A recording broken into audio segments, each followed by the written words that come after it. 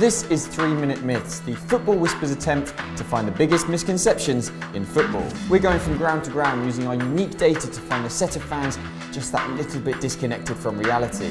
Contributes the most to Arsenal attack, Lacazette. Sanchez. Last time around we went to the Emirates where we asked Arsenal fans who they thought the best attacker in their side was. Suffice to say, most of them were slightly off the pace. And this time around we're going to Stamford Bridge.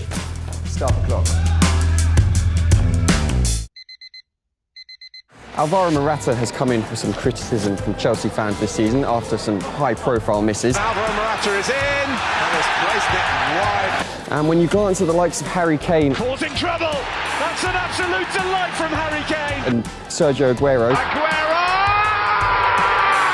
it could seem justified. After spending a reported £60 million on Alvaro Morata, there are obviously high expectations, and Chelsea have a recent history of expensive flops, particularly in the striking department, as well as some club legends. You think of Diego Costa, to name just one. So which camp will Morata be in? The most recent iconic goal-getter at the Bridge was Diego Costa, so we're going to ask Blues fans who had the better first half season, Costa or Morata? Who do you think had a better debut season at Chelsea, or half season, Costa or Morata? I'm not going there. Costa now, to be honest. Costa had the best first half. Costa at the minute. Costa, yeah. I would go for debut season Morata. I think he's added more to the team. Morata. Yeah, Morata. Morata. I think Morata. So far I'd say probably Morata. Yeah, Costa. Probably Costa. Costa. So say Costa. Costa, I'd say. Costa probably. He makes it more difficult down for defenders than I think Morata does. So that's what the fans think. Now it's time to put those opinions to the numbers. At Football Whispers, our data science team are always working hard to rate player performance. There's some complex maths at work, so as ever, I'll let someone who's a bit more qualified explain it a bit better. After the recent criticism of Morata, we wanted to compare him to the man that he replaced, Diego Costa. Costa may have scored 13 goals in his first 19 league games at Chelsea compared to Morata's 10, but he had played 165 more minutes. And when you factor in Morata's 4 assists to Costa's 1, then Morata actually contributed to more goals in the first half of their debut seasons at Stamford Bridge, with 1.06 goals per 90 minutes compared to Costa's 0.93.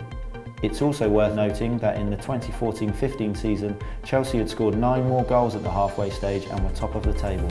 Last season at Real Madrid and in the first half of this season, Morata scored 25 goals from chances that equated to 18 expected goals from our own XG model.